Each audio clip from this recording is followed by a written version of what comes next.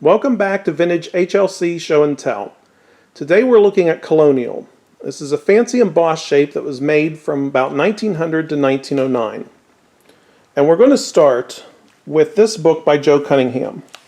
This is Homer Laughlin, China, 1940s and 1950s. This is the second book she wrote on Homer Laughlin.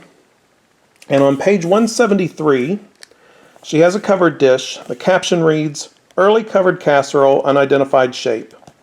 Well, this is Colonial. This is the first version of Colonial with its wavy finial and the wavy handles and this very pronounced foot. This happens to be pattern 4579, which we're going to see in a minute in a couple other pieces. But what happens shortly after Colonial was introduced, they changed the hollowware and some of the flatware. So we go from this very ornate foot and this wavy handles and finials to this version with the segmented handles and finials. We'll look at the foot because it's shorter and a little stubbier, and our finials resemble seahorse's head with its segmented design, and we see that on all our lidded hollowware. Flatware sometimes can be found with a narrow rim. So on this bone dish you have a narrow rim on the edge, and on the restyled version it's just a sharp edge. So you will find these variations. Again, this change must have happened very early with Colonial. We can also compare some sauce boats. We saw this one in the previous video talking about treatment numbers. We have our stubby foot and we have the curved lip on this one. The original style has a more pronounced foot. We'll put them side by side. And the lip is a little more jagged and a little more pronounced.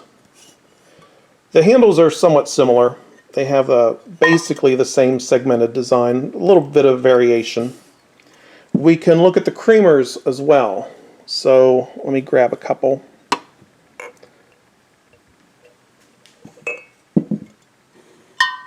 This is your first version creamer, and this is the second version. And you can see the handles are different. This is more segmented, and this one curls outward, whereas this one curls inward. So there are all these little variations to look for when dealing with Colonial. So that's a little bit about the shape. Now we'll look at some treatments. Because I said in the previous video, a lot of these originate with American Beauty and then make their way onto Colonial, and you just add a 4. This is a pretty good example, the blue and pink mums. This originates on American Beauty as pattern 570, but then when it comes on Colonial it becomes 4570. So we've got a 24's jug. There's also the regular sugar. And I think there's another, yeah, we have a covered dish with some gold tracings. And it says on the lid 4570. The one with the gold stamps, let's see, this should have a treatment number. It is 4793. This one is pretty unique to Colonial. So we have a dinner plate, an individual sugar, and a covered casserole. We saw this one in the previous video. This is a treatment that originates on Seneca with this violets underglaze print with filled-in details and gold stippling. Treatment number 6015. Colonial 9-inch plate with flow blue. It actually brings out the details of the swag embossing that you really don't get to see otherwise because it's so faint. But here the flow blue, it really brings the embossing to life. One of a couple flow blue treatments that was used on Colonial. As a matter of fact, there's a lot of decorations that's used on Colonial. You have underglaze prints, some are plain, some are filled in, there are decals. Flow blue, as you see here, there's gold stamps, there's gold stipple. There's also a piece of art china.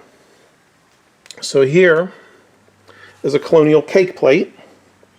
And we see the lady with a rose in her hair. We saw this when we were looking at art china before, with the blended tints. We have our Colonial circle marking with Laughlin art china eagle.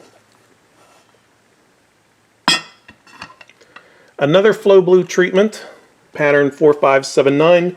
This is an underglaze print with filled in details with little flow blue accents. Individual sugar, Campion in blue with the trim, gold trim. We see a teapot. This is another treatment that originated on American Beauty. We talked about this in the last video. We have another teapot. Move these around. There's your underglaze print of holly with filled in details in red and green.